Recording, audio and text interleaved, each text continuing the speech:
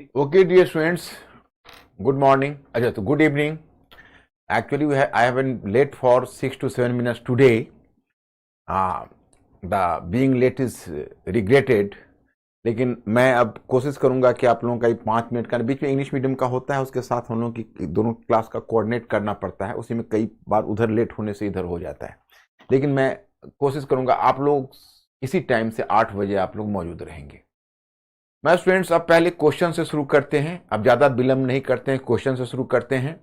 फिर कल वाले टॉपिक में एक लाइबिलिटी बचा हुआ है रॉलेट सत्याग्रह मूवमेंट, उससे तो कोई क्वेश्चन नहीं बनता है, लेकिन रॉलेट सत्याग्रह मूवमेंट के बारे में आपको जानना चाहिए, तो पहले मैं उसको डिस्कस करूंगा। फिर 1920 से 1929 के बीच जो अपने स्कीम के अनुसार बनूंगा। तो चलिए पहले हम देखते हैं 1916 के इस ये आपको प्रीलिम्स का क्वेश्चन करना है। आप लोग तो काफी स्मार्ट हो, क्वेश्चन इतना तेजी से करेक्ट कर देते हो, मैं जब तक समझता हूं तब तक तुम उत्तर दे डालते हो। 1916 के लखनऊ पैक्ट के विषय में निम्नलिखित में कौन सा कथन सत्य है? एक, कांग्रेस ने पृथक निर्वाचन को स्वीकार किया। दूसरा, विभिन्न प्रांतों के विधानमंडल में मुस्लिम आरक्षित सीटों पर सहमति हुई। अब इसमें चॉइस ए में केवल एक है, बी में केवल 2 है, सी में 1 2 है, डी उपयुक्त में कोई नहीं है। थोड़ा फास्ट होइए और मेरे स्टूडेंट्स को आंसर करिए तेजी से।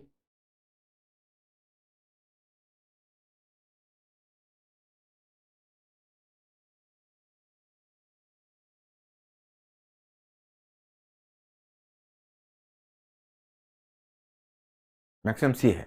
Yes, C is the correct answer, C is the correct answer, very good. And question number 2, जनसामान्य के बीच गांधी की लोकप्रियता आरंभ से ही क्यों अधिक रही? अब आपको बताना है कि जनसामान्य के बीच गांधी जी की लोकप्रियता क्यों आरंभ से अधिक रही। एक, गांधी ने अहिंसा एवं सत्याग्रह की नीति अपनाई। एक, दूसरा, गांधी ने रचनात्मक ग्रामीण कार्यक्रम आरंभ किया। तीसरा, गांधी ने इस बात पर बल दिया कि फैक्ट्री के प्रबंधन में श्रमिकों की भागीदारी होनी चाहिए। यूपीएससी का ही क्वेश्चन है। और पॉइंट 4, गांधी की यह मांग रही कि ग्रामीण क्षेत्र में भूमि का पुनर्वितरण हो। अब मैं स्टूडेंट्स, ये थोड़ा सा टिकलिश क्वेश्चन है, थोड़ा सा स्टैंडर्ड क्वेश्चन, इसको सॉल्व कर दोगे तो मेरा दिल बहुत खुश हो जाएगा।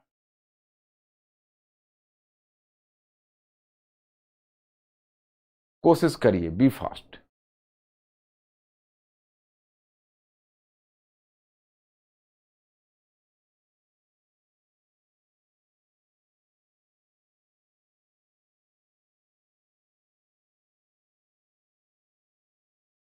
मैक्सिमम ए आ रहा है, एक बार गौर करो मैं स्टूडेंट्स। फिर देखो यहाँ पर तो बी पता नहीं रिपीट हो गया है, and even Ashutosh is not taking care of it. इसका आंसर सी होगा मैं स्टूडेंट्स। 1 और 2 मैं आपको यहाँ पर बताना चाहता हूं कि गांधी जी की यही खासियत रही। मैं आगे आपको गांधी जी के बारे में डिस्कस करूंगा तो बताऊंगा कि गांधी जी लोकप्रिय रहे। गांधी जी रचनात्मक ग्रामीण कार्यक्रम करते रहे, सत्य अहिंसा की बात की, सभी वर्गों को जोड़ना चाहा। गांधी जी ने हमेशा झगड़ने वाली बातों से परहेज किया। देखो, गांधी ने इस बात पर बल दिया कि फैक्ट्री के प्रबंधन में श्रमिकों की भागीदारी होनी चाहिए, गलत हो गया, ऐसा नहीं होगा। गांधी जी कभी नहीं कहते थे कि प्रबंधन में फैक्ट्री के प्रबंधन में श्रमिकों की भागीदारी होनी चाहिए। उनका ट्रस्टीशिप का सिद्धांत कहता था कि पूंजीपति पिता की तरह हैं और श्रमिक उनके बच्चे की तरह हैं। दोनों को मिलजुल कर रहना चाहिए, दोनों को प्रेम भाव से रहना चाहिए, वो दोनों के प्रेम भाव की बात करते हैं। लेकिन कभी भी वो ऐसा रिकमेंडेशन नहीं दिया है। मैं स्टूडेंट्स, इस बात को ध्यान रखना कि श्रमिकों को प्रशासन में भागीदारी मिले और प्रबंधन में भागीदारी मिले। और दूसरा है कि गांधी की यह मांग रही कि ग्रामीण क्षेत्र में भूमि का पुनर्वितरण हो, यह भी गलत है। Gandhi never preferred the economic redistribution, कि भाई गांधी ने जो ग्रामीण क्षेत्र में जिनके पास ज्यादा भूमि है उनको लेके और भूमिहीनों के बीच वितरण कर दिया जाए, ऐसा गांधी जी ने बल प्रयोग की बात कभी की ही नहीं। यही तो गांधी जी की आलोचना होती है कई मुद्दे पर। समाजवादी इसी आधार पर आलोचना करते हैं कि निर्धन वर्ग के लिए उन्होंने क्या किया। वो सारे वर्गों की एकता की बात करते थे, लेकिन निर्धन वर्ग के लिए क्या किया। इसलिए मैं स्टूडेंट्स, इसका उत्तर होगा सी में जो 1 2 है। 1 और 2 ये दोनों सही है और 3 और 4 गलत है। क्वेश्चन नंबर 2, कालक्रम के अनुसार गांधी के क्षेत्रीय आंदोलनों को बढ़ते हुए क्रम में सजाइए। ध्यान रखना कालक्रम के अनुसार है। कल मैंने कालक्रम में बताया था पहले कौन हुआ कौन बाद में हुआ। ठीक से सिलेक्ट करना माय स्टूडेंट्स, बी फास्ट।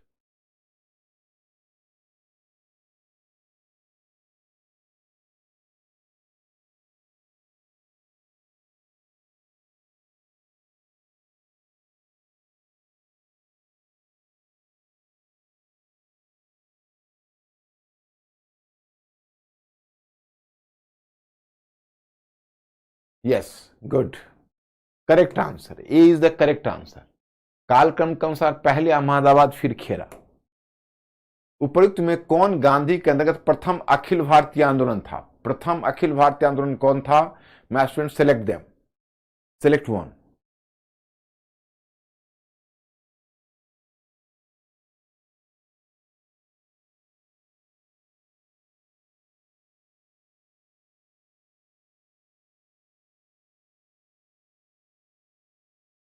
फिर देखो,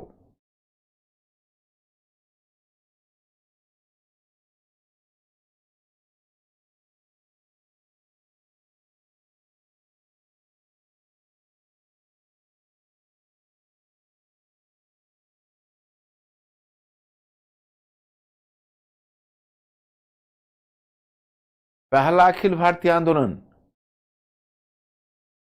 पहला अखिल भारतीय आंदोलन है सी बोला है, रॉलेट सत्याग्रह आंदोलन। रॉलेट सत्याग्रह पहला अखिल भारतीय आंदोलन है। 5, 20वीं सदी के आरंभिक दशकों में क्रांतिकारी राष्ट्रवादियों के लक्ष्य में निम्नलिखित में कौन शामिल थे? 1, ब्रिटिश शासन का तख्ता पलटना। 2, पूर्ण स्वतंत्रता हासिल करना। 3, किसानों और श्रमिकों का शासन स्थापित करना। एक बार ट्राई करूं मैं स्टूडेंट्स।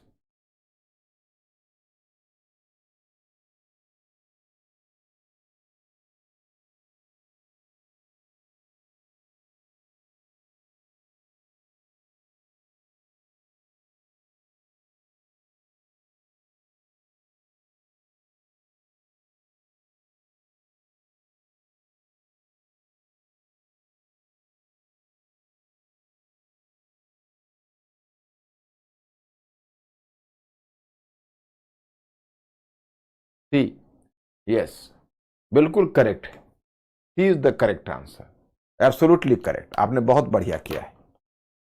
अब चलो हम पहले 1920 और 29 पर लाएं। इससे पहले एक हमने कल वाले में एक होमवर्क में एक छोड़ा हुआ था। जैसे कल मैंने आपको चंपारण सत्याग्रह मूवमेंट बता दिया था, मैंने खेरा, अहमदाबाद, लेकिन रॉलेट सत्याग्रह आंदोलन नहीं आरंभ किया था। देखो, गांधी जी का भारत में पहला अखिल भारतीय आंदोलन होगा रॉलेट सत्याग्रह आंदोलन। एक्चुअली हुआ ऐसा कि गांधी जी ने प्रथम विश्व युद्ध के समय ब्रिटिश पक्षधर भूमिका निभाई। उन्होंने युद्ध प्रयास में ब्रिटिश का साथ दिया, भारतीयों से अपील की कि आप बड़ी मात्रा में ब्रिटिश को अनुदान दीजिए और बड़ी संख्या में सेना में भर्ती होइए। इसलिए उनको रिक्रूटिंग सर्जेंट भी कहा गया। पता है आपको, 10 लाख से अधिक भारतीय सेना में शामिल हुए और 13 मिलियन पाउंड से अधिक ब्रिटिश को धन प्राप्त हुआ, भारत से आर्थिक अनुदान मिला। इतनी सारी चीजें, भारत ने पूरी दिलो जान से फर्स्ट वर्ल्ड वॉर में ब्रिटिश की सहायता की और भारतीयों को विश्वास था कि युद्ध के बाद हमें कोई बड़ी संवैधानिक रियायत मिलेगी। और गांधी जी वही संवैधानिक रियायत, वही कोई कंसेशंस की उम्मीद लेकर बैठे हुए थे। तभी उनको मिला रॉलेट एक्ट। ब्रिटिश ने फर्स्ट वर्ल्ड वॉर के समय चूंकि बहुत सारी क्रांतिकारी घटनाएं हुई थी, तो फर्स्ट वर्ल्ड वॉर के बाद ब्रिटिश ने रॉलेट एक्ट की घोषणा कर दी। और जो रॉलेट एक्ट की घोषणा हुई उसमें उसका नारा ही था, कोई वकील नहीं, कोई दलील नहीं, कोई अपील नहीं। मतलब उसमें प्रिवेंटिव डिटेंशन था, किसी को बिना वारंट के किसी समय गिरफ्तार किया जा सकता था। गांधी जी ने कहा कि यह कानून हमारे राष्ट्रीय स्वाभिमान के खिलाफ है, इसलिए इस कानून का निरसन आवश्यक है। And then he started to mobilise the leaders and then he decided कि we have to start an movement against it, a movement against this unjust law, and then he has just started preparation to fight against the British। अब वो unjust law के against में उन्होंने decide किया कि we have to fight against this unjust law, और उन्होंने तैयारी शुरू कर दी। और फिर इसी क्रम में तुमने देखा कि पहले उन्होंने एक अखिल भारतीय सत्याग्रह समिति का गठन किया। चूंकि सत्याग्रह आंदोलन आरंभ करना था, पहले 30 मार्च के दिन तिथि तय हुई, यह मूवमेंट स्टार्ट होना है, और इसकी तिथि आगे बढ़ा के 6 अप्रैल कर दी गई। तो 6 अप्रैल को यह रॉलेट सत्याग्रह मूवमेंट शुरू हुआ। यह एक अखिल भारतीय आंदोलन था, यह क्षेत्रीय आंदोलन नहीं था। तो एक ही साथ दिल्ली, पंजाब, बॉम्बे, इन सारे क्षेत्रों में यह मूवमेंट शुरू हुआ। जब यह मूवमेंट शुरू हुआ तो सारे क्षेत्रों में मूवमेंट चल रहा था, गांधी जी भी सक्रिय थे, मूवमेंट सफल भी दिख रहा था। लेकिन तभी अचानक से पंजाब के अमृतसर में स्थिति खराब होने लगी। वजह क्या थी? क्योंकि पंजाब में माइकल ओ डायर उस समय लेफ्टिनेंट गवर्नर था। पंजाब में गवर्नर का पद नहीं, लेफ्टिनेंट गवर्नर का पद होता था। तो पंजाब में माइकल ओ डायर था, और पंजाब में फर्स्ट वर्ल्ड वॉर में जबरन, मतलब प्रथम विश्व युद्ध के समय जबरन सेना में भर्ती की गई थी, लोगों को पकड़ पकड़ कर सेना में भर्ती की गई थी। इस कारण से पंजाब में पहले से ही असंतोष था। और अमृतसर में वहां के 2 लोकल लीडर थे, एक का नाम था डॉक्टर सतपाल और दूसरे का नाम था डॉक्टर किचलू। तो उन दोनों लोकल लीडर को सरकार ने निर्वासित कर दिया था। तो इसी का पर एक भीड़ अमृतसर में निकली और विरोध प्रदर्शन के लिए जालियानवाला बाग में पहुंच गई। अब देखिए, माइकल ओ डायर ने, जो लेफ्टिनेंट गवर्नर है, उसने कर्फ्यू लगा रखा था।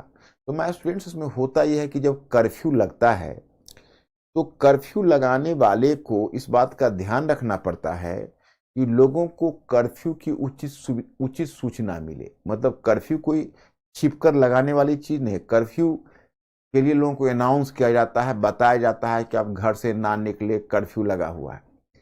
लेकिन अमृतसर में जो कर्फ्यू लगाया गया था, इतने चुपके से लगाया गया था कि पब्लिक को भी पता नहीं था कि कर्फ्यू लगा हुआ है। इंटेंशन गलत था प्रशासन का। जब भी जालियानवाला बाग में पहुंची, यहां से उसके दमन के लिए रेगिनाल्ड रेक्स डायर, देखो डायर 2 है, एक है माइकल ओ डायर, वो लेफ्टिनेंट गवर्नर है, रेगिनाल्ड रेक्स डायर है, वो मिलिट्री ऑफिसर है। तो वहां पर रेगिनाल्ड रेक्स डायर भी पहुंच गया, और माइकल ओ डायर और Reginald Rex Dyer, Michael O'Dwyer ने आदेश दिया था, और रेगिनाल्ड रेक्स डायर ने वहां पर घेर कर गोलियां चलाई, 1600 राउंड गोलियां चलाई, 400 से अधिक लोग मारे गए उसमें, और कितने घायल हुए वो कहना मुश्किल है। और उसमें जो विभत्स दृश्य हुआ, पूरी दुनिया सन्न रह गई। और उसी समय गांधी जी भी हतप्रभ रह गए। गांधी जी ने कहा कि we have done a Himalayan blunder, अभी देश अहिंसा के लिए शायद तैयार नहीं था। और फिर उन्होंने, ये घटना 13 अप्रैल 1919 को बैसाखी के दिन हुई, और गांधी जी 19 अप्रैल को इस रॉलेट सत्याग्रह आंदोलन को वापस ले लिया। देखिए, आप कहोगे भाई रॉलेट सत्याग्रह आंदोलन का कुछ महत्व बताइए, क्या ये बेकार रहा, व्यर्थ रहा? तो व्यर्थ तो नहीं कह सकते हम। क्यों नहीं? तो इसके हम 2 महत्व आपको बताते हैं। एक यह कि रॉलेट सत्याग्रह आंदोलन से गांधी जी को जो अनुभव हुआ, उस अनुभव का उपयोग वो अपने परवर्ती काल के आंदोलन के लिए कर सके। एक तो यह फायदा बताऊंगा। दूसरा फायदा यह बताऊंगा कि वैसे तो रॉलेट अधिनियम, जिसको काला कानून कहते हो, उसको ब्रिटिश ने तुरंत तो रद्द नहीं किया। जैसे ऐसा नहीं कि मूवमेंट चला उस कानून को रद्द कर दिया। कानून बना रहा, 3 साल आगे तक चलता रहा। लेकिन ब्रिटिश ने किसी भी व्यक्ति को रॉलेट एक्ट के तहत गिरफ्तार नहीं किया। यह भी कहीं ना कहीं रॉलेट सत्याग्रह आंदोलन के महत्व को दर्शाता है। तो my students, now you people may be clear in this way, this Rowlatt act is very important, significant act at that time. So, but the British could not dare to arrest any person, anybody on the basis of this black law of Rowlatt act. तो इस तरह से हम Rowlatt act की बात करते हैं। तो आज यही कल से छूटा हुआ था। अब माय स्टूडेंट्स, आज मैं एक दूसरे खंड में जा रहा हूँ। बड़ा इंपॉर्टेंट खंड है। 1920 से 1929 तक आपको ले चलना है, और उसमें दोनों धाराएं साथ साथ चलेगी। राष्ट्रवाद की धारा भी चलेगी, और मैटर में पहले ही आपको भिजवा चुका हूं। क्या मिस्टर अंकुर? मैटर चला जा चुका है बच्चों का। और उसके बाद संप्रदायवाद की धारा भी चलेगी। एक सामने डायग्राम भी है, मेरे डायग्राम का बहुत महत्व होता है, तो ध्यान रखना बच्चों, पढ़ने के क्रम में डायग्राम को भी ध्यान में रखना है। तो चलिए हम आपको ले चलते हैं अब भारतीय राष्ट्रीय आंदोलन खंड 3 में ही आप लोग चल रहे हो, क्योंकि राष्ट्रीय आंदोलन खंड 3 है, इसी में हम लोग चल रहे हैं।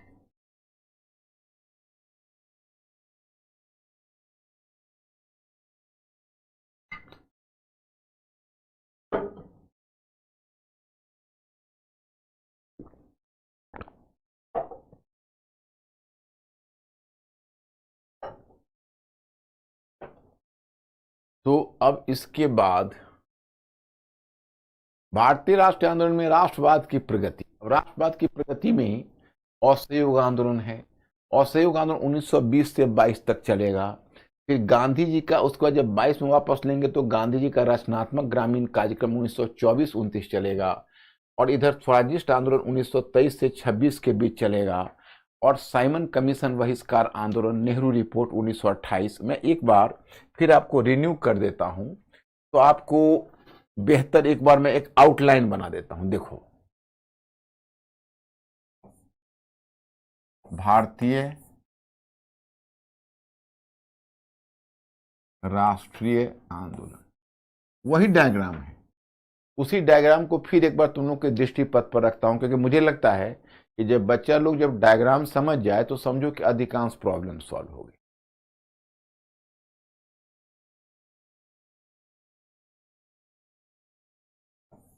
अब तुमको हम ले जाएंगे पहले 1900 से 29।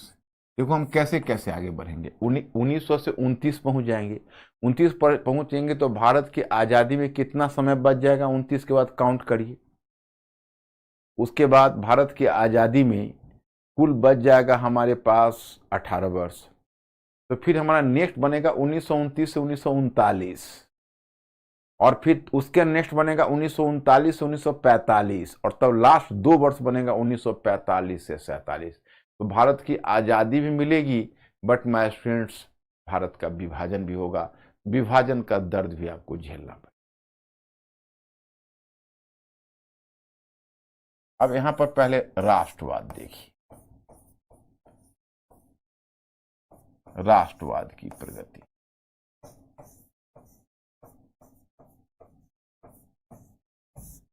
तो राष्ट्रवाद की प्रगति में पता है मैं आपको क्या दिखाऊंगा, पहले दिखाऊंगा असहयोग आंदोलन।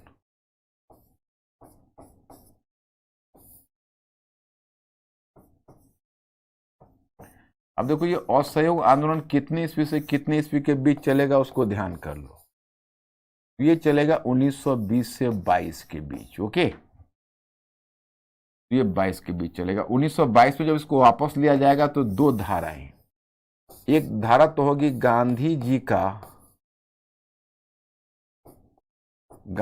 का रचनात्मक ग्रामीण कार्यक्रम।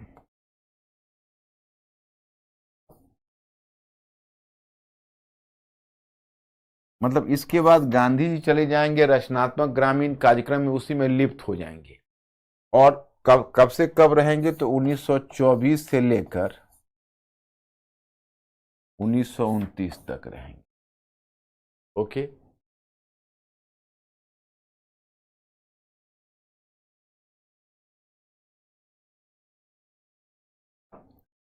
और इधर दूसरी धारा जो बहेगी ये चलेगी स्वराज्यिस्ट आंदोलन की।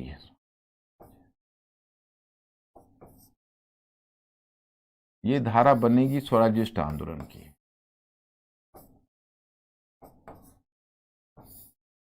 स्वराज्यिस्ट आंदोलन 1923 से 26 के बीच चलेगा।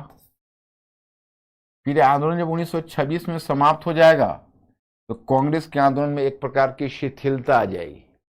अब जब कांग्रेस के आंदोलन में शिथिलता आएगी तो पता है तब उसके बाद साइमन कमीशन बहिष्कार आंदोलन शुरू होगा। अंकुर, माय स्टूडेंट ठीक हैं? तब शुरू होगा साइमन कमीशन बहिष्कार आंदोलन।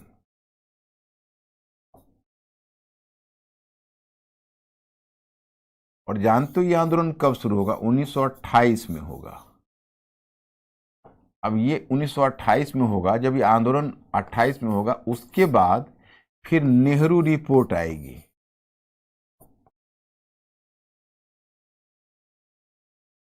अब नेहरू रिपोर्ट 1928 में आएगा। ये हमारा पहला देशी संविधान होगा, नेहरू रिपोर्ट। उसके बाद देखो क्या होगा। उसके बाद तब लास्ट में आप देखोगे जनवरी 1929 में लाहौर प्रस्ताव आएगा।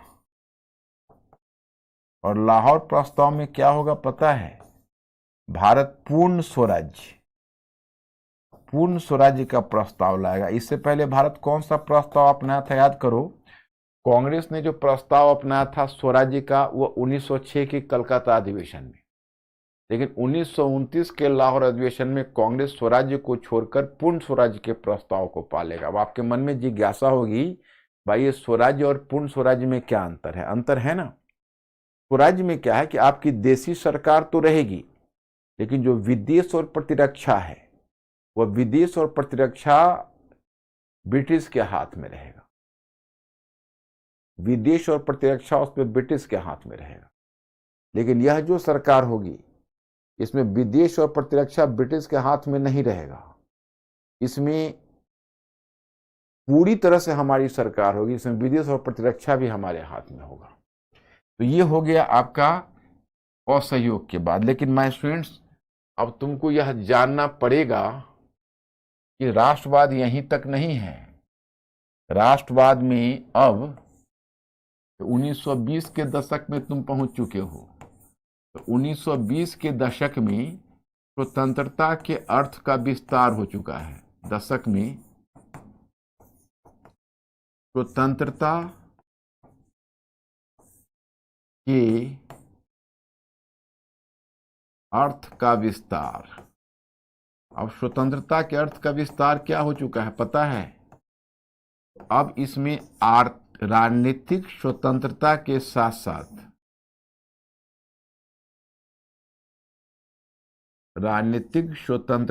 साथ साथ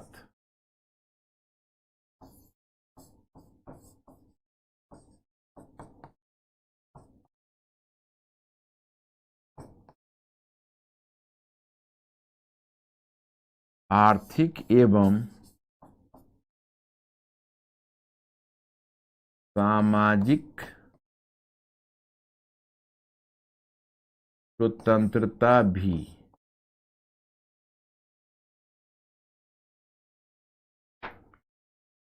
देखिए। मैं स्टूडेंट्स, आप लोगों को मैं एक बात बता दूं पहले कि हमारे बहुत सारे स्टूडेंट्स नॉर्मली राजनीतिक मतलब स्वतंत्रता को समग्रता में नहीं समझ पाते। तुम लोग थोड़ा मेंटली अलर्ट हो। एक मेरा कोड वर्ड है मेंटली अलर्ट।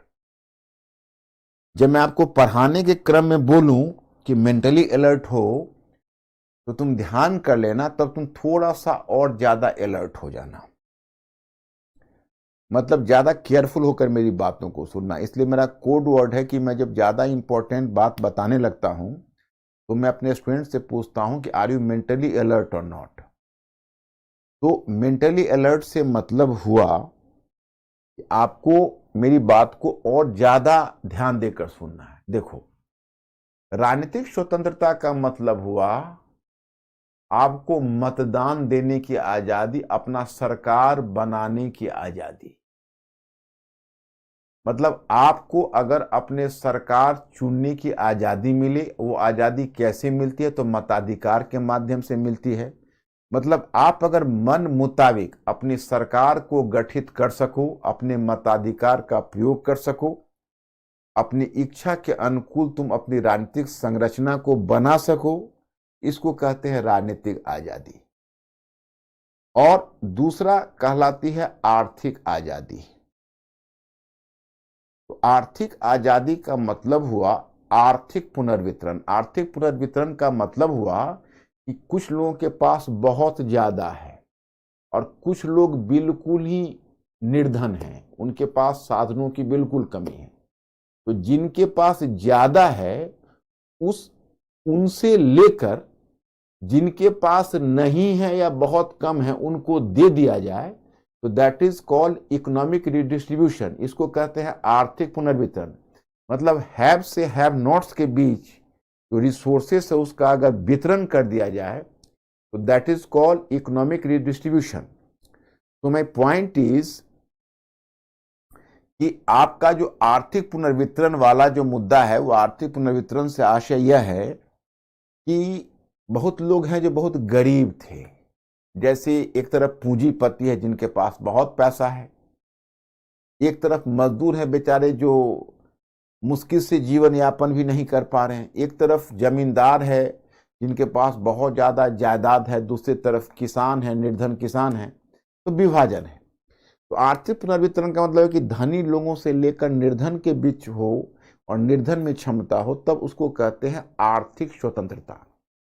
और विशेषज्ञों का यह मानना है कि जब तक आर्थिक स्वतंत्रता नहीं, स्वतंत्रता का मूल्य तब तक नहीं है जब तक आर्थिक स्वतंत्रता नहीं मिलेगी। अब एक उदाहरण बताता हूं। जैसे आप किसी कंपनी में काम करते हो, आप एक वेतन भोगता हो, आपको थोड़ा बहुत वेतन मिलता है, आपका ऑनर है, बहुत रिच है।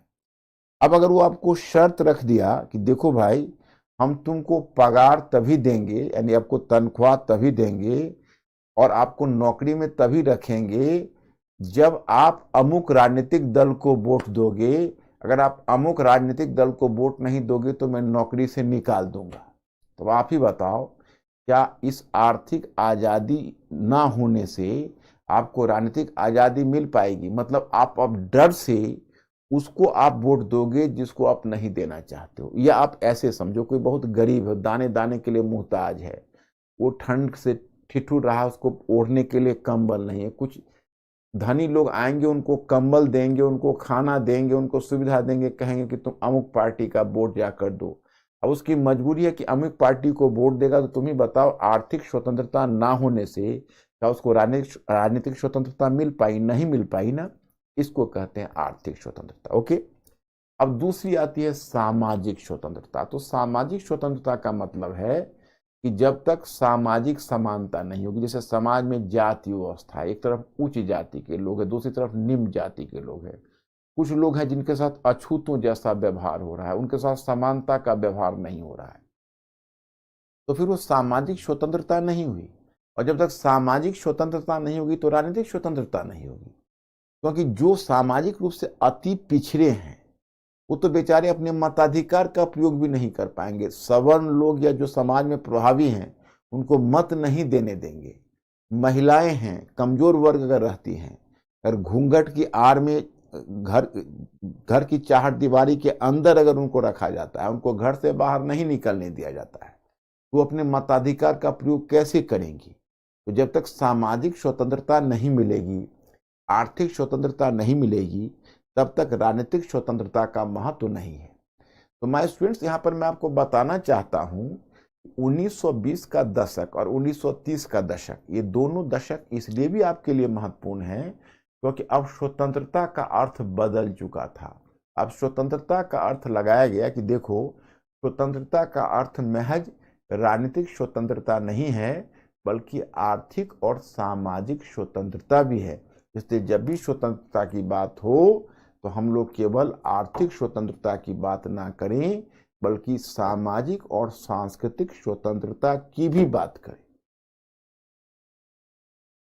तो my students, in this way you can say the meaning of freedom is going to change. तो 1920 के दशक में ध्यान रखना कि स्वतंत्रता के अर्थ का विस्तार हुआ और आर्थिक सामाजिक स्वतंत्रता भी महत्वपूर्ण एजेंडा हो गया। मतलब अब ऐसा माना जाने लगा कि भाई स्वतंत्रता आंदोलन में पहले कहते थे हम संयुक्त मोर्चा बना के चले, अब हुआ कि भाई इसका अकेला कीमत बेचारा किसान और मजदूर क्यों चुकाए?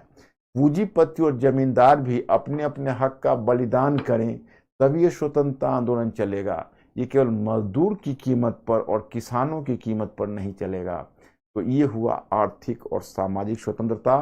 फिर महिलाओं ने अपने अधिकारों की मांग उठाई, दलित वर्ग के लोगों ने अपने महिलाओं की अपनी अपने अधिकारों की मांग उठाई, तो स्वतंत्रता का आयाम बढ़ गया।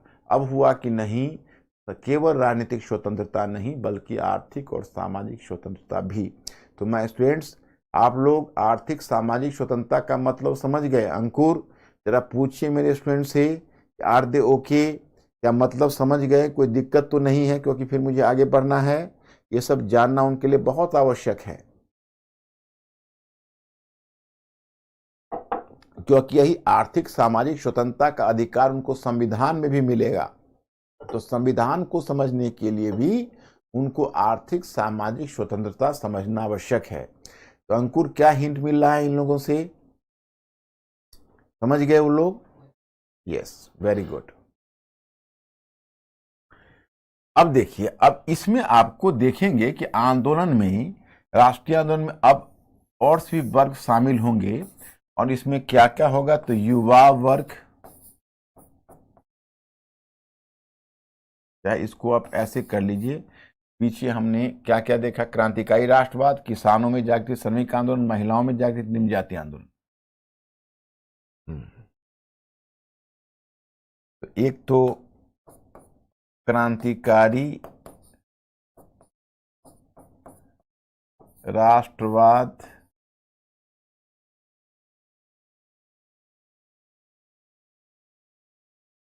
महिलाओं में जागृति,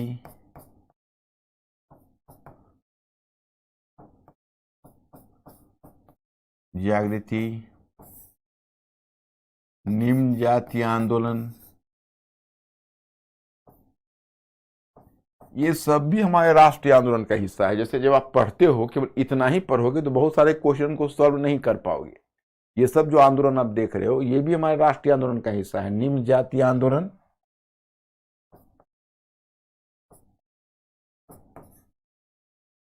और श्रमिक आंदोलन और किसानों में जागृति।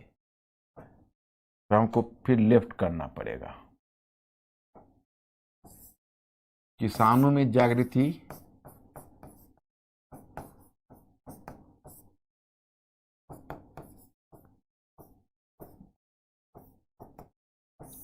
और किसानों में जागृति के साथ कौन है? श्रमिक आंदोलन।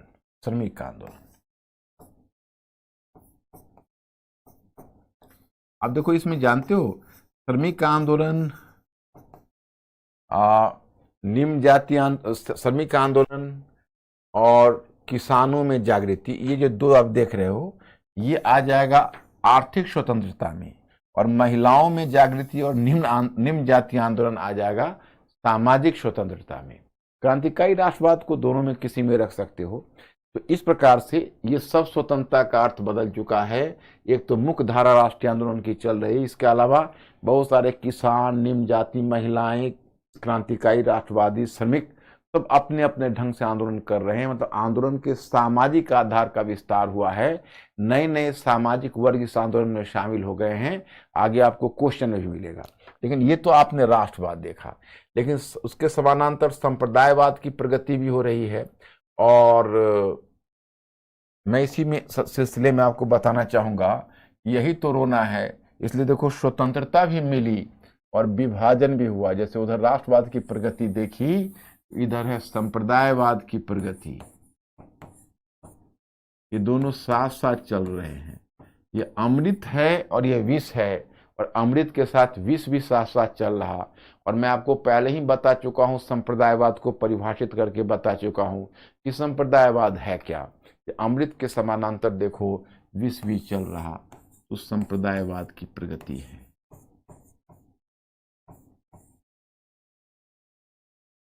तो जो संप्रदायवाद की प्रगति है, इस पर आप नजर डालिए। इसमें आपको 1920 के दशक में जिन्ना जिन्ना ना रहे, बल्कि 1920 के दशक में जिन्ना में अलगाववाद आ गया।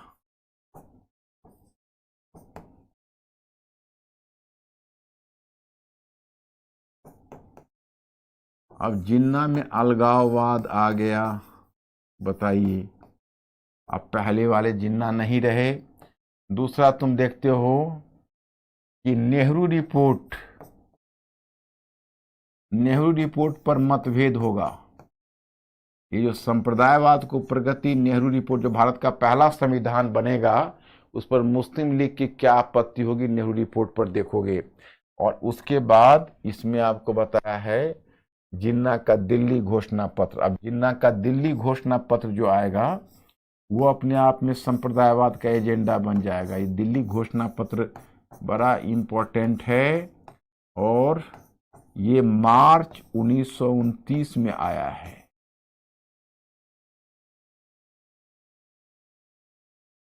ये दिल्ली घोषणा पत्र मार्च 1929 में आया, बहुत इंपॉर्टेंट है ये भी। तो ये चीजें तुमको 1929 तक इतना करना है।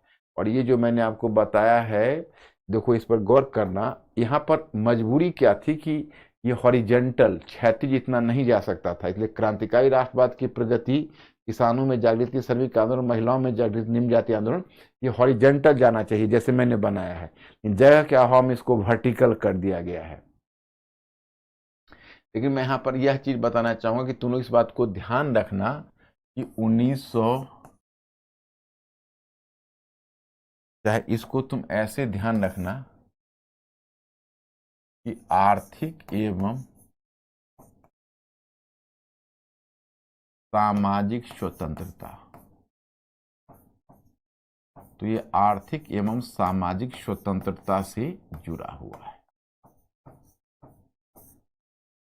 इसको आप लोग ध्यान रखना। ये डायग्राम को ध्यान रखना है बच्चे। डायग्राम बहुत इंपॉर्टेंट है आप लोगों के लिए, क्योंकि दिमाग में आपको एक माइंड मैप बनाएगा। और मेरा विश्वास है कि मेरे स्टूडेंट्स को अब कॉन्सेप्चुअल क्लैरिटी तुम लोगों को आ गई होगी, धीरे धीरे सोचने वाला प्राणी बन रहे होगे। I have to make you a thinking creature, not simply you can say the collector of informations. You people have to be, you have to be a thinking creature. अब देखो असहयोग आंदोलन से शुरू करते हैं। 1920-21 के दशक ईस्वी में असहयोग आंदोलन के साथ ही भारतीय राष्ट्रीय आंदोलन ने जन आंदोलन के दौर में प्रवेश किया। असहयोग आंदोलन जो आवश्यक रूप में खिलाफत के मुद्दे के साथ संबद्ध था, में उस अहिंसात्मक संघर्ष की रणनीति को पहली बार राष्ट्रीय स्तर पर अपनाया गया, जिससे आगे कांग्रेस द्वारा विभिन्न आंदोलन के प्रमुख अस्त्र के रूप में उपयोग किया जाना था। राष्ट्रीय आंदोलन में पहली बार कांग्रेस एक ऐसे आंदोलन के समर्थन में खड़ी थी जिसका स्पष्ट उद्देश्य ब्रिटिश सरकार के किसी दमनात्मक कार्य में असहयोग करना था। अब देखो कारण में यहां पर मैंने आपको बताया है कि जैसे 1919, यहां पर तुमने पहले कारण में देखा रॉलेट एक्ट है, जालियानवाला बाग नरसंहार है, सबको पढ़ लिया होगा तुमने। हंटर समिति की रिपोर्ट है, खिलाफत का मुद्दा है। ओके, अब खिलाफत आंदोलन के जो कारण है उसको हमने दिया है, फिर गांधी के द्वारा खिलाफत आंदोलन के समर्थन का कारण। तो इसको तो तुम लोग पढ़ते ही चलो, और मैं इसको देख के पढ़ाऊंगा तो मेरा फ्लो टूटेगा, तो मैं अपने ढंग से आपको समझा पा रहा हूं। जहां तुम अगर नहीं समझो वहां हमसे पूछना, हम बिल्कुल आपके साथ खड़े हैं। देखिए 1919 का रॉलेट एक्ट, आप देखते हो रॉलेट सत्याग्रह मूवमेंट चला कि जालियानवाला बाग नरसंहार हुआ। उस नरसंहार के बाद गांधी जी ने मूवमेंट को वापस ले लिया, फिर गांधी जी कुछ समय के लिए चुप्पी साध ली। अब देखिए ब्रिटिश हमेशा गांधी जी को एक मुद्दा देते थे और यह मुद्दा था खिलाफत का मुद्दा। अब ये खिलाफत का मुद्दा क्या था, मैं आपको बताना चाहता कि एक्चुअली जिसको तुम असहयोग आंदोलन कहोगे, एक प्रश्न बनता है। प्रश्न, यही 4 कारण तुम उस प्रश्न में दे देना, बल्कि ये प्रश्न तुम लोग घर पर ट्राई कर लेना, मैं उसको दिखा देता हूं। जैसे देखो,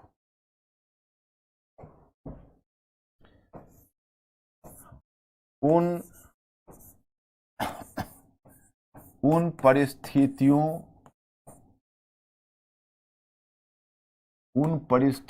की व्याख्या कीजिए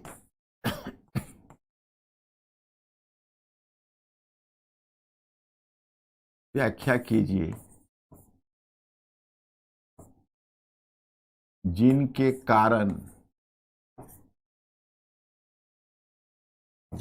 कारण गांधी जी सहयोगी से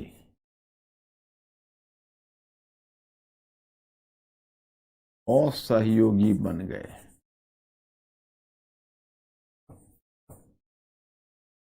गांधी जी सहयोगी से असहयोगी बन गए। ये क्वेश्चन है आपके लिए, आप लोग बच्चे इस प्रश्न को ट्राई करोगे। उन कारकों की, उन परिस्थितियों की व्याख्या कीजिए जिनके कारण गांधी जी सहयोगी से असहयोगी बन गए। उसमें वो कुछ नहीं करना है, ये 4 फैक्टर को दे देना। पहला तो हुआ रॉलेट एक्ट। रॉलेट एक्ट जब ब्रिटिश ने, गांधी जी ने जब ब्रिटिश के साथ प्रथम विश्व युद्ध में इतनी सहयोग की नीति अपनाई, उपहार में मिला काला कानून रॉलेट एक्ट। ये अपने आप में गांधी जी के लिए बहुत फ्रस्ट्रेटिंग था। अब देखिए, सिर मुड़ाते ही ओले पड़े। जब उन्होंने इसके विरोध के लिए आंदोलन शुरू किया तो जालियानवाला बाग नरसंहार हो गया। तो दूसरा कारण आप उसको मेंशन कर दीजिए।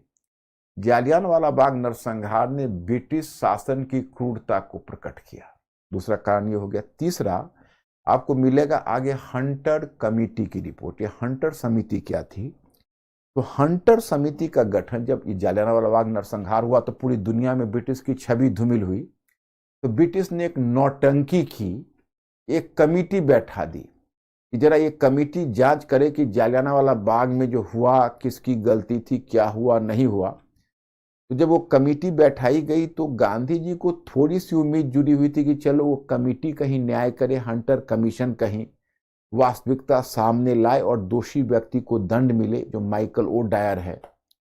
लेकिन जब 1920 में हंटर समिति की रिपोर्ट प्रकाशित हुई तो गांधी जी को गहरी निराशा हुई कि ये हंटर समिति की रिपोर्ट ने पूरी घटना पर लिपापोती कर दी। तो तीसरा फैक्टर तो तुम यही ले लोगे, मैंने व्हाइट वॉशिंग कर दी। Then you are suppose to mention the fourth factor. What is the fourth factor? वो फोर्थ फैक्टर है खिलाफत। अब ये खिलाफत का मुद्दा क्या था? तो इसके लिए तुमको विश्व इतिहास में थोड़ा जाना पड़ेगा। एक तुर्की का खलीफा था। तो तुर्की का खलीफा था तो वह मुस्लिम विश्व का प्रधान था। तुर्की का खलीफा मुस्लिम विश्व का प्रधान माना जाता, उसको खलीफा कहा जाता, तो head of the Muslim world.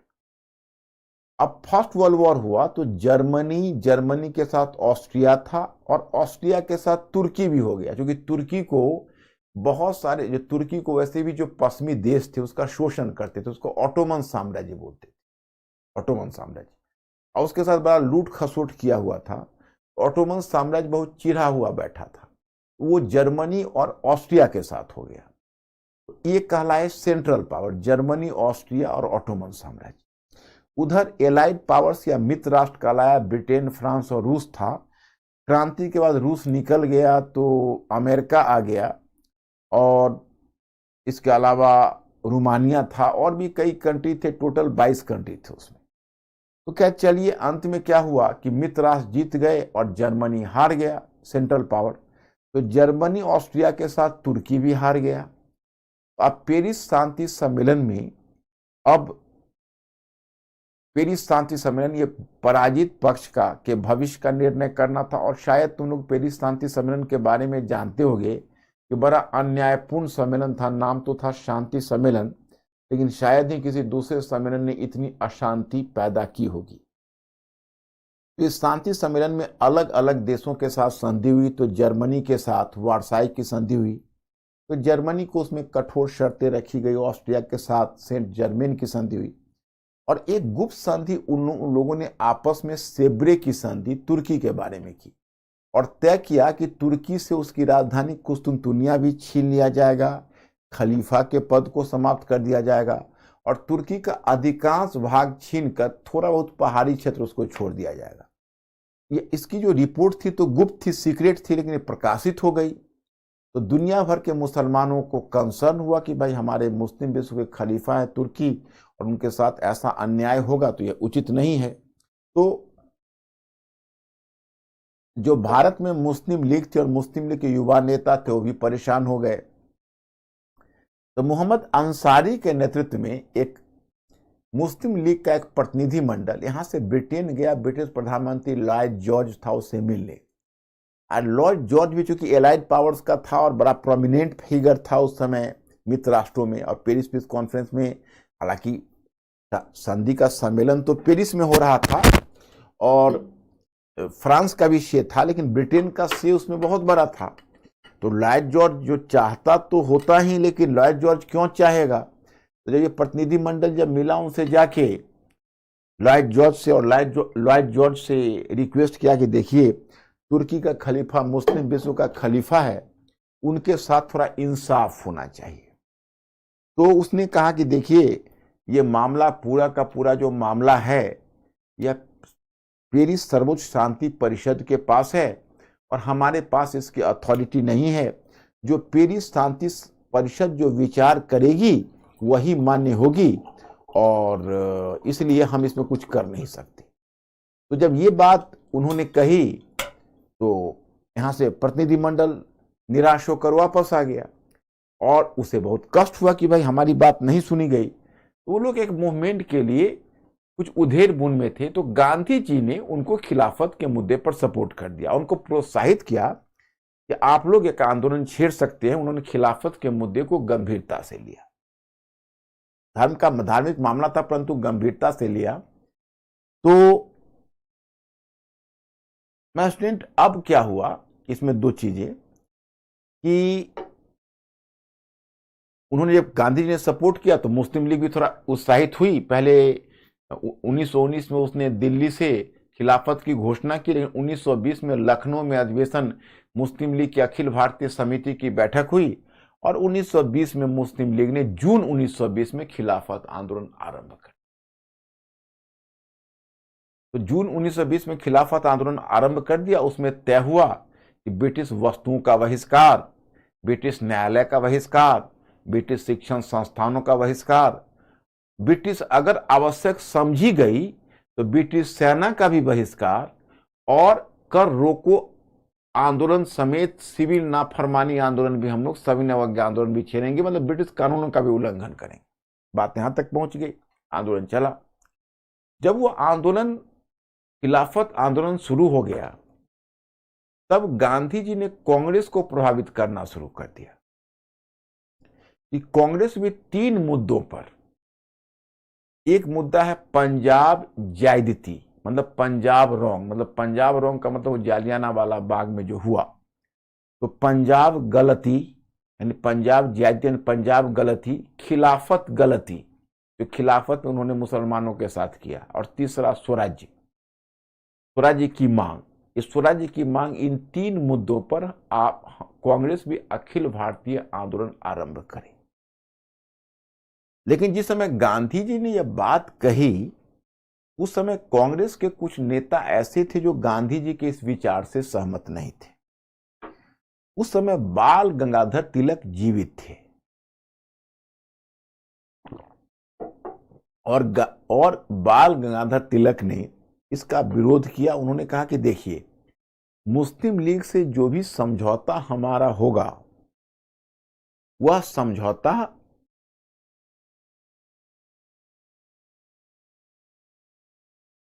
Lucknow pact के आधार पर होगा, जो एक सेकुलर मुद्दा है। इन खिलाफत जैसे धार्मिक मुद्दे पर हम मुस्लिम लीग के साथ कोई समझौता नहीं करेंगे, ये कहना था तिलक का। चित्तरंजन दास थे, उन्होंने एक दूसरी प्लानिंग कर रखी थी। उनका कहना था कि हम 1919 का अधिनियम आया था, आपको याद है 1919 के अधिनियम में द्वैत शासन का प्रावधान था, आप लोगों को पढ़ा चुका हूं।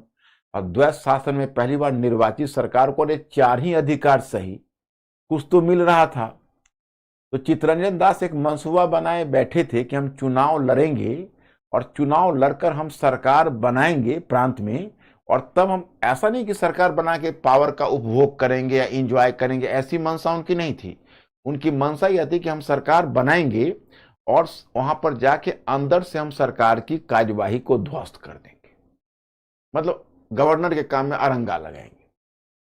उनका कहना था कि देखिए हम इस बहिष्कार की नीति में आपके साथ नहीं होंगे, हम कोई असहयोग आंदोलन वगैरह नहीं चलाना चाहेंगे, हम चुनाव लड़ेंगे और सरकार बनाएंगे। उनका ये कहना था। जिन्ना थे वो अलग बेचैन पड़े थे। जिन्ना का कहना था कि आप स्वराज्य शब्द की व्याख्या आप स्पष्ट करिए, क्योंकि आपके स्वराज्य का लक्ष्य क्या है ये मुझे पता नहीं चल पा रहा है। तो गांधी जी स्वराज्य की बात प्राय नैतिक स्वतंत्रता भी कर देते थे, और नैतिक स्वतंत्रता एक ऐसा वेग टर्म था जिसको बहुत सारे लोग समझ ही नहीं पाते थे, भाई ये नैतिक स्वतंत्रता होती क्या है। इसी मुद्दे पर जिन्ना ने भी, बल्कि जिन्ना तो जब गांधी ने असहयोग आंदोलन आरंभ किया तो जिन्ना ने त्याग पत्र दे दिया कांग्रेस। खैर, गांधी जी ने इस विरोध के बावजूद भी अगस्त 1920 में असहयोग आंदोलन आरंभ कर दिया। और संयोग ऐसा था कि जिस दिन उन्होंने आंदोलन आरंभ किया उसी दिन तिलक की मृत्यु हो गई, तो वो तो विरोध समाप्त हो गया। लेकिन उसके बाद फिर गांधी जी ने इतना ही नहीं, बल्कि जब असहयोग आंदोलन आरंभ किया तो कांग्रेस की सहमति तो चाहिए कम से कम इमरजेंसी में, क्योंकि कांग्रेस की सहमति नहीं होगी तो मूवमेंट कैसे चलेगा, क्योंकि कांग्रेस का ही आंदोलन है। तो सितंबर 1920 में कलकत्ता में कांग्रेस का स्पेशल अधिवेशन बुलवाया ताकि कांग्रेस से उसका अप्रूवल मिल जाए। तो कलकत्ता में जो स्पेशल अधिवेशन हुआ उसकी अध्यक्षता की लाला लाजपत राय ने, और उसने इसको गांधी जी के असहयोग आंदोलन को अप्रूव कर दिया, मतलब स्वीकृति दे दी। फिर 1920 में जो नागपुर में अधिवेशन हुआ, वो नागपुर का जो अधिवेशन था वो अधिवेशन ज्यादा महत्वपूर्ण था, और नागपुर अधिवेशन वो दिसंबर में रेगुलर अधिवेशन था, और उसने ध्वनि मत के साथ इस असहयोग आंदोलन को स्वीकृति दे दी। नागपुर अधिवेशन और बातों के लिए भी जाना जाता है, क्योंकि नागपुर अधिवेशन में कांग्रेस का संगठनात्मक सुधार भी हुआ। पहले कांग्रेस में तालुक, ग्राम, जिला और प्रांतीय स्तर पर समितियां बनी।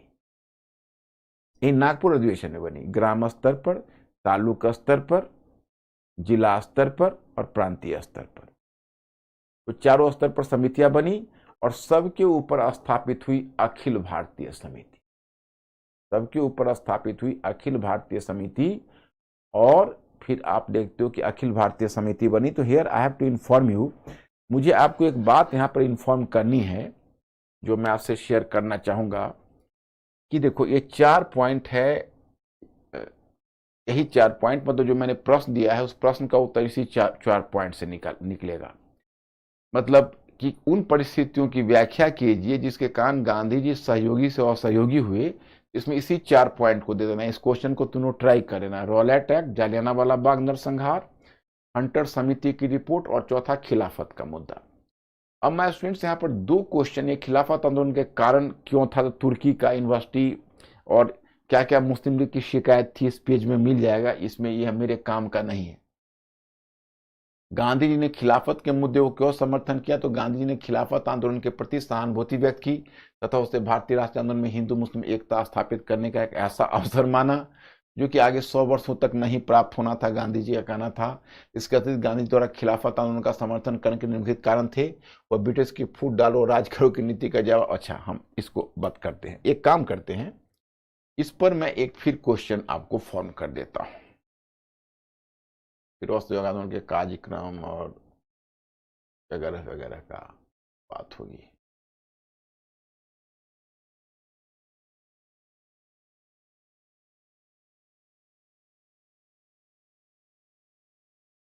एक प्रश्न ये पहले मैं डील कर रहा हूं, उन परिस्थितियों की व्याख्या कीजिए जिसके कारण असहयोग आंदोलन और खिलाफत आंदोलन के बीच सह संबंध स्थापित हुआ। मतलब जितना मैंने पढ़ाया है उतना ही से अभी निकल जाएगा आपको। देखिए, इस प्रश्न को गौर से देख लीजिएगा। वो प्रश्न तो मैंने दिया है उसको आप लोग ट्राई कर लीजिएगा, इस प्रश्न को गौर से देख लीजिएगा कि राष्ट्रवादी प्रभाव में मुस्लिम लीग पहले से ही सरकार से दूर हटने लगी थी। फिर हाल में कुछ ऐसी घटनाएं हुई जिस कारण युवा नेताओं के प्रभाव में मुस्लिम लीग ने खिलाफत के प्रस्ताव को अपना लिया। एक तो 1912-13 में यूरोप में ऑटोमन साम्राज्य एवं पूर्वी यूरोप के ईसाई राज्यों के बीच जो संघर्ष हुआ उसमें पश्चिमी देशों ने ईसाई राज्यों के प्रति अपना झुकाव दिखाया था। दूसरा, मुस्लिम लीग के अनुरोध के बावजूद सरकार ने अलीगढ़ मुस्लिम विश्वविद्यालय के प्रबंधक को अपने नियंत्रण में ले लिया था। तीसरा, प्रथम विश्व युद्ध के पश्चात सेब्रे की गुप्त संधि में तुर्की को कठोरतापूर्वक दंडित किया जा रहा था, जबकि तुर्की का खलीफा मुस्लिम विश्व का प्रधान था। मुस्लिम ने जून 1920 के लखनऊ प्रस्ताव में खिलाफत का प्रस्ताव पारित किया। गांधी ने खिलाफत का समर्थन किया था। फिर गांधी जी कांग्रेस पर भी दबाव डालने लगे कि वो कांग्रेस भी पंजाब ज्यादती, खिलाफत ज्यादती और स्वराज के मुद्दे पर अखिल भारतीय आंदोलन आरंभ करे। हालांकि कांग्रेस के अंदर गांधी जी को इस प्रस्ताव का विरोध बना रहा, परंतु फिर भी गांधी ने सितंबर 1920 में कलकत्ता के विशेष अधिवेशन में असहयोग के प्रस्ताव को अनुमोदन ले लिया, किंतु अगस्त में असहयोग आंदोलन आरंभ कर चुके थे। फिर आगे दिसंबर 1920 के नागपुर अधिवेशन में उन्होंने असहयोग के प्रस्ताव को पूरी तरह अनुमोदन ले लिया। इस प्रकार असहयोग एवं खिलाफत के मुद्दे के बीच सहसंबंध स्थापित हुआ। मैं स्टूडेंट्स इसको तुम लोग देख लेना, कहीं भी दिक्कत हो तो तुम हमें बताना। एक भी क्वेश्चन तुमसे छूटना नहीं चाहिए। अब देखो ये बड़ा इंपॉर्टेंट क्वेश्चन है। क्या गांधी जी के द्वारा खिलाफत के मुद्दे पर असहयोग आंदोलन चलाया जाना उनकी धर्मनिरपेक्ष साख पर बट्टा लगाता है? अपने मत के पक्ष में उत्तर दीजिए। आपको क्या लगता है? यह क्वेश्चन अगर आपसे पूछा जाएगा कि क्या गांधी जी के द्वारा, ये दो क्वेश्चन पहले से अभी तक का जो मैंने बताया है उसी वहीं से निकल जाएगा कि गांधी जी के द्वारा जो खिलाफत के मुद्दे को उठाया गया, यह गांधी जी के धर्मनिरपेक्ष साख पर बट्टा लगाता है। ये क्वेश्चन का मैंने आंसर करके मॉडल आपको दिया है। आपको क्या लगता है, हाँ या ना? पहले अंकुर पूछो ही मेरे स्टूडेंट से हो, ये हाइपोथेटिकल क्वेश्चन है, आर्गुमेंटेटिव क्वेश्चन है। ये कि मेरे स्टूडेंट लोग काफी स्मार्ट हो चुके हैं, अब एक स्टेप आगे सोचने लगे हैं। बड़ी खुशी की बात है मेरे लिए। देखो कैसे इसको स्टार्ट किया गया है। हालांकि यह सही है कि खिलाफत जैसे धार्मिक मुद्दे पर राजनीतिक आंदोलन चलाया जाना अल्पकालिक लाभ के लिए दीर्घकालिक घाटे का सौदा सिद्ध हुआ। मैंने हम अप्रूव तो नहीं कर सकते, क्योंकि गलती तो हुई। गलती इसलिए हुई क्योंकि खिलाफत एक धार्मिक मुद्दा था। उस धार्मिक मुद्दे पर जब आप आंदोलन चलाते हो तो जाहिर है कि आप धर्म में, राजनीति में धर्म का औचित्य सिद्ध करते हो। तो खिलाफत का मुद्दा चुनना गलत हुआ सही हुआ ये अलग बात है। लेकिन अगर यह कह देते हो कि गांधी जी के धर्मनिरपेक्ष साख पर बट्टा लगाता है, तो इसका मतलब है तुम गांधी जी को धर्मनिरपेक्ष मानने से ही इनकार कर रहे हो। क्योंकि गांधी जी तो ये कदम उठाए धर्म के कारण नहीं थे, उसके पीछे तो गांधी जी की राजनीति थी। दूसरी बात है, गांधी जी राष्ट्रपिता हैं, कैसे हम उसमें हाँ कर दे? आप जान सकते हो कि इस क्वेश्चन में हमारा स्टैंड ना ही होना चाहिए, तो हमने कैसे इसको लिया है। हालांकि सही है कि खिलाफत जैसे धार्मिक मुद्दे पर राजनीतिक आंदोलन चलाया जाना अल्पकालिक लाभ के लिए दीर्घकालिक घाटे का सौदा सिद्ध हुआ, परंतु हम ऐसा नहीं कह सकते कि यह गांधी की धर्मनिरपेक्ष छवि को खराब करता है। इसके कारण निम्नवत है। मतलब हम ऐसा नहीं कह सकते कि गांधी जी के धर्मनिरपेक्ष छवि को खराब करता है। निम्नवत है। एक Gandhi ji divide and rule के जवाब में यूनाइट एंड फाइट की नीति अपना रहे थे। मतलब हमने ये शब्द, हमने ये फ्रेज हमने गढ़ा है, कहीं है नहीं। डिवाइड एंड रूल तो बिल्कुल सर्वविदित है, लेकिन यूनाइट एंड फाइट ये फ्रेज हमने दिया है। ये तो गांधी जी का एक राजनीतिक प्लॉय था, राजनीतिक गेम था। जब मुसलमान और हिंदुओं के बीच मतभेद पैदा कर रहे, डिवाइड एंड रूल कर रहे, तो चलिए हम भी करते यूनाइट एंड फाइट, हम मिलकर युद्ध करेंगे, संघर्ष करेंगे उनसे। और प्रोफेसर इरफान हबीब ने इस मुद्दे को उठाया। प्रोफेसर इरफान हबीब खिलाफत के मुद्दों को व्यापक वैश्विक संदर्भ में देखते हैं। उनके विचार में जब प्रथम विश्व युद्ध के पश्चात पश्चिमी साम्राज्यवादी शक्तियों के समक्ष सभी अपने घुटने टेक चुके थे, तो मुस्तफा कमाल पाशा के अधीन तुर्की पश्चिमी साम्राज्यवाद के विरुद्ध अकेला खड़ा था। वैसी स्थिति में गांधी जी ने तुर्की को समर्थन देकर अपने आप को साम्राज्यवादी विरोध मोर्चे से जोड़ दिया। गांधी कंपोजिट राष्ट्रवाद में विश्वास करते थे, जिसके तहत विभिन्न धार्मिक एवं जातीय पहचान के होते हुए भी विभिन्न समूह भारतीय राष्ट्रवाद की मुख्य धारा से जुड़े रहे। उपयुक्त कथन के प्रकाश में हम ऐसा कह सकते हैं कि गांधी जी के द्वारा खिलाफत का मुद्दा उठाया जाना उनकी धर्मनिरपेक्ष छवि पर प्रश्न नहीं लगाता। देखो हमने 3 तर्क दिए हैं बच्चों। वैसे तो तुम लोग काफी स्मार्ट हो चुके हो, तीनों तर्क तुम समझ गए हो, लेकिन एक बार मैं तुम्हारी सुविधा के लिए रिपीट कर देता हूं। मैं विजुअलाइज करता हूं, तो लोग हमारे सामने बैठे हुए हो, और मेरा मकसद है कि कोई भी चीज ऐसा ना चुके कि जो तुम लोग ना समझो।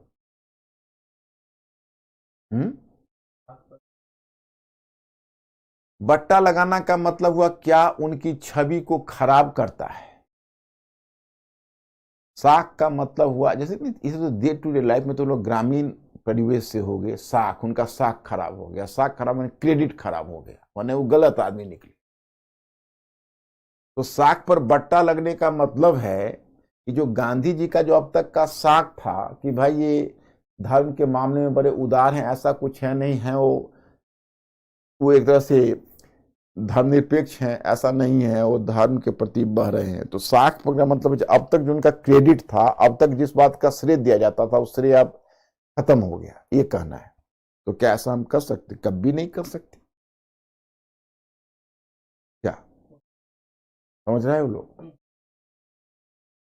तो 3 यहां पर हमने तर्क दिया है। एक तर्क यह दिया कि यह उनका पॉलिटिकल एजेंडा था, जिसमें उन्होंने डिवाइड एंड रूल का जवाब यूनाइट एंड फाइट के नीति से दे रहे थे। दूसरा, प्रोफेसर इरफान हबीब कहते हैं, जो मैं आपको विश्व इतिहास से मुस्तफ़ा कमाल पाशा से अवगत कराऊंगा, शायद अभी तुम लोग नहीं होगे। जैसे क्या हुआ था कि तुर्की ने जब सेबड़े की संधि हुई थी, और जब उन लोगों ने, मित्र राष्ट्रों ने सोच लिया था कि हम तुर्की को बांट लेंगे, काट लेंगे, तो उस समय एक सैनिक जनरल था मुस्तफ़ा कमाल पाशा का, वो खड़ा हो गया, और खड़ा होकर उन्होंने मित्र राष्ट्रों को चैलेंज किया, कहा हम लड़ेंगे आपसे, हम हारेंगे नहीं और हम नहीं देंगे। वो जब फाइट करना शुरू किया तो मित्र राष्ट्र भी फर्स्ट वर्ल्ड वॉर से थके हुए थे, अब अधिक लड़ने के मूड में नहीं थे, तो उन्होंने सोचा कि चलो इसे कॉम्प्रोमाइज कर लेते हैं।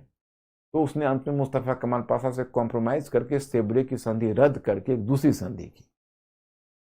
वही प्रोफेसर इरफान हबीब कहते हैं कि देखो, अगर तुर्की की वो गांधी जी खिलाफत का समर्थन कर रहे थे तो इसको धर्म के परिप्रेक्ष्य में मत देखिए, बल्कि इसको ऐसे आप समझिए कि जिस समय प्रथम विश्व युद्ध जीत चुके थे ब्रिटिश और मित्र राष्ट्र, तो उसमें दुनिया में कोई शक्ति उनके सामने खड़ी नहीं थी। उनमें एक साम्राज्यवादी अहंकार आ चुका था, और वो अपने आप को सर्वोपरि समझते थे, और जितने भी देश थे उनके सामने पैरों पर लौट रहे थे, अपने उपनिवेश का भी नहीं सुन रहे थे।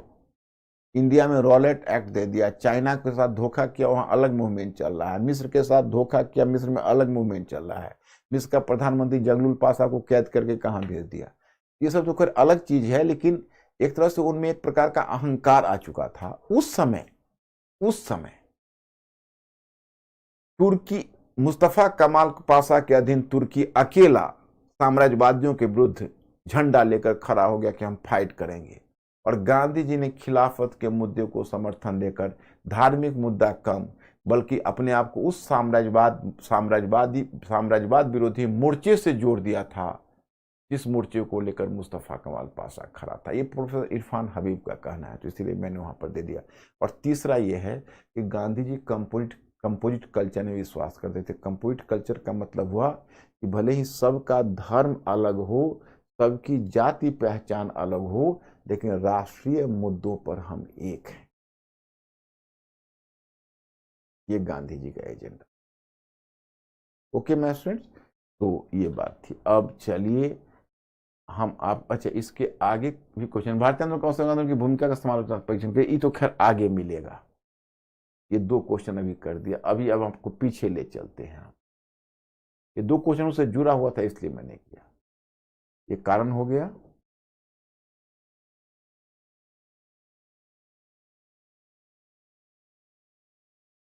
समर्थन के क्या कारण थे? अब देखो घटनाक्रम। तो चलिए, ये हो गया कि भाई असहयोग आंदोलन आरंभ हो गया। अब असहयोग आंदोलन में भी कई चरण हैं। पहले कार्यक्रम क्या है, तो फिर वही कार्यक्रम था कि शिक्षण संस्थानों का बहिष्कार, न्यायालय का बहिष्कार, ब्रिटिश वस्तुओं का बहिष्कार, और अगर आवश्यकता समझी गई तो सरकारी सेवा के बहिष्कार के साथ साथ सिविल नाफरमानी आंदोलन। तो जब गांधी जी ने यह आंदोलन आरंभ किया तो ये एक अखिल भारतीय आंदोलन था, ये पूरे देश में फैल गया। और न इससे पहले जो भी आंदोलन था, उस आंदोलन के विषय में कहा जाता था कि वह बंगाल के भद्रलोक, महाराष्ट्र के चित्पावन ब्राह्मीण और मद्रास के तमिल ब्राह्मण तक ही सीमित होता था, परंतु गांधी जी का आंदोलन संपूर्ण देश में फैल गया। और ये पहला जन आंदोलन था, क्योंकि इसमें मैं सामाजिक भागीदारी की ही बात करूंगा। पहले मैं आपको बताऊं, मतलब देखो, इसमें किसानों की भागीदारी रही बड़ी संख्या में। पहला आंदोलन था जिसमें किसानों की भागीदारी रही इतनी बड़ी संख्या में, महिलाओं की भागीदारी रही, श्रमिकों की भागीदारी रही। 1920 का वर्ष श्रमिक आंदोलन के पॉइंट ऑफ व्यू से बड़ा ही अशांत करने वाला वर्ष था। यह वो आंदोलन था जिसमें मुसलमानों की भागीदारी रही, छात्रों और बुद्धिजीवियों की भागीदारी रही। इसका सामाजिक आधार और असहयोग आंदोलन का बहुत व्यापक था। कई चरणों में मूवमेंट चला। सबसे पहले जब 1920 का नागपुर अधिवेशन हुआ, तो प्रथम चरण आता है जनवरी 1921 से मार्च 1921। इस चरण में एक तरफ छात्रों के द्वारा शिक्षण संस्थानों का बहिष्कार किया गया और वकीलों के द्वारा न्यायालयों का बहिष्कार किया गया। दूसरा चरण शुरू हुआ अप्रैल से जून 1921। इस चरण में एक तिलक स्वराज्य फंड का गठन किया गया और देखते देखते तिलक स्वराज्य फंड में 1 करोड़ रुपए इकट्ठे हो गए। फिर तीसरा चरण शुरू हुआ जुलाई 1921 से नवंबर 1921, अगस्त 1921 से नवंबर 1921, जुलाई 1921 से नवंबर 1921। इस चरण में आंदोलन थोड़ा सा उग्र होने लगा और क्षेत्रीय स्तर पर भी इसकी उपस्थिति दिखने लगी। यही समय है, तुम देखोगे उधर मिदनापुर के, उधर कलकत्ता मेडिकल कॉलेज के जोतेदारों ने मिदनापुर के किसानों को संगठित किया। उधर पंजाब में तुम देखोगे गुरुद्वारा, भ्रष्ट महंतों के विरुद्ध गुरुद्वारा आंदोलन शुरू हो गया, अकाली मूवमेंट शुरू हो गया। उधर मालाबार तट पर एक बार जो मोपला विद्रोह मैंने बताया था, मोपला विद्रोह शुरू हो गया। और आंध्र प्रदेश के गुंटूर क्षेत्र में पिराला आंदोलन, वो नगर पालिका आंदोलन था, वो शुरू हो गया। और वही समय है कि माय स्टूडेंट्स, कि जब प्रिंस ऑफ वेल्स भारत आया था तो बॉम्बे में प्रिंस ऑफ वेल्स को 1000 महिलाओं ने बहिष्कार किया। तो प्रिंस ऑफ वेल्स का व्यापक बहिष्कार हुआ। तो प्रिंस ऑफ वेल्स का बहिष्कार भी देखने को मिलता है। तो that is going to be another factor, और वह इस तरह से आंदोलन उग्र होता गया। और इतना ही नहीं, जब अली बंधुओं को निर्वासित कर दिया गया था तो हसरत मोहानी पूर्ण स्वराज्य की बात करने लगे, पूर्ण स्वराज्य की बात। तो मतलब थोड़ा सा आंदोलन उग्र हो गया था। अब चौथा चरण शुरू होने वाला था नवंबर 1921 से फरवरी 1922 तक, चौथा चरण है। फरवरी के ही दूसरे सप्ताह में गांधी जी बारदोली में, गुजरात के खेरा जिले का बारदोली है, चूंकि रेतवारी क्षेत्र था, तो रेतवारी क्षेत्र में कांग्रेस ने कभी परहेज नहीं किया मूवमेंट से। तो बारदोली में वह एक आंदोलन चलाने वाले थे, उसको कहते हैं बारदोली सत्याग्रह आंदोलन, जिसमें वह कर रोको आंदोलन चलाने वाले थे।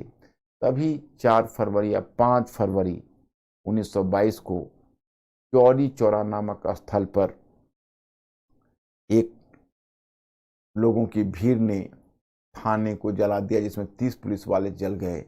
इस घटना से गांधी जी बड़े आहत हुए। संभवतः उनको ऐसा लगा कि अब सरकार का उग्र दमन शुरू होगा, तो गांधी जी ने इस आंदोलन को 12 फरवरी को बारदोली प्रस्ताव लाकर इस आंदोलन को वापस ले लिया। अब देखो, चौरी चौरा में जो पुलिस वाले जलाए गए थे उनका स्टैचू पहले ही बना दिया गया और उनको एक तरह से उस जलने वाले पुलिस वाले को शहीद घोषित किया गया। और इसमें बहुत लोगों को, पहले तो 127 लोगों को मतलब सजा मिली थी, उसमें 28 या 29 लोगों को मृत्यु दंड की सजा सुनाई गई थी, लेकिन बाद में उसको कम्यूट किया गया सजा को, लेकिन उनको क्रिमिनल ही समझा गया था। इधर हाल में अब उनको उनके स्टैचू भी बने हैं जो है, मतलब अब जो नए शोध हुए हैं इस पर बेसिकली इसको एक सबाल्टर्न स्कॉलर हैं साइद अमीन, उन्होंने इसका शोध किया है गोरखपुर में। उन्होंने ये दिखाया है कि भाई लोकल लोग जो थे वो जब बाजार में जाते थे, बेसिकली जब असहयोग आंदोलन में दुकान वगैरह विदेशी वस्तुओं का बहिष्कार करने, तो दुकानदार थाने से मिले रहते थे और इन लोगों को पकड़ के पिटवाते थे। तो ये लोग बड़े परेशान पहले से ही थे, थाने से परेशान थे। तो उसी में क्या हुआ था, भगवान अहिर के नेतृत्व में एक जत्था गया था वहां पर विदेशी वस्तुओं का बहिष्कार करने।